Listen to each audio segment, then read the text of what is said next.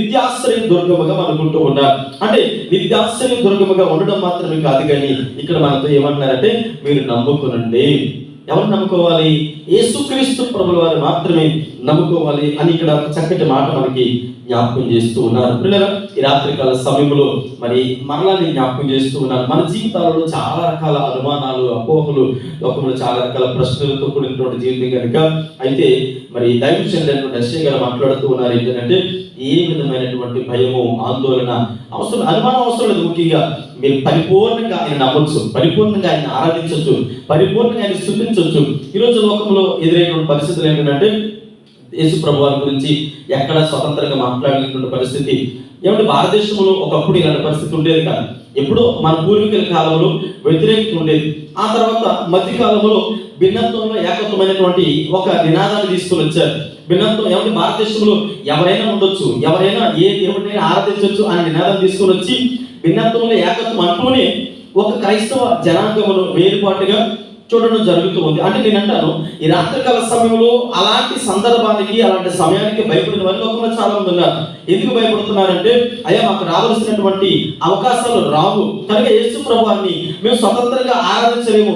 ఈరోజు ఎక్కడికైనా వెళ్ళి సువార్త ప్రకటించడానికి అవకాశం లేదు.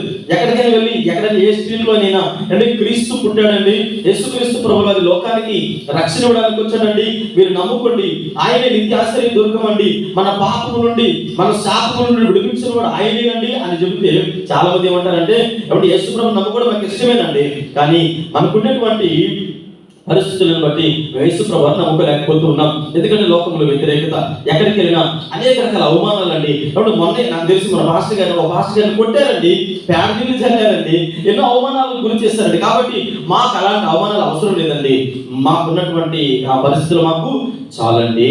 కాబట్టి యేసుక్రీస్తు ప్రభు వారిని స్వతంత్రంగా నమ్ముకోలేకపోతూ ఉన్నారు. అంటే నమ్ముకోవడం అంటే నీ జీవితంలో పాపము నుంచి, శాపము నుండి విముక్తి కలుగజేయడానికి వచ్చినటువంటి దేవుణ్ణి విశ్వసించలేకపోతూ ఉన్నారు.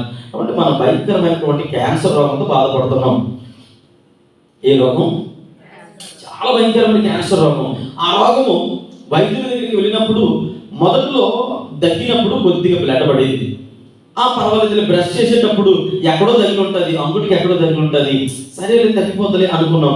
నెల, 2 నెలలు, సంవత్సరం, 2 సంవత్సరాలు గడిచిన తర్వాత అసలు అలా దగ్గితే ఇంత బ్లడ్ పడుతుంది, గడిగడికి బ్లడ్ పడుతుంది. వైద్యుల దగ్గరికి వెళ్ళినప్పుడు వైద్యులు అన్నారు, మీకు క్యాన్సర్ చాలా ముదిరిపోయిందండి, మీరు మొదట్లోనే చూసుకోవాల్సింది.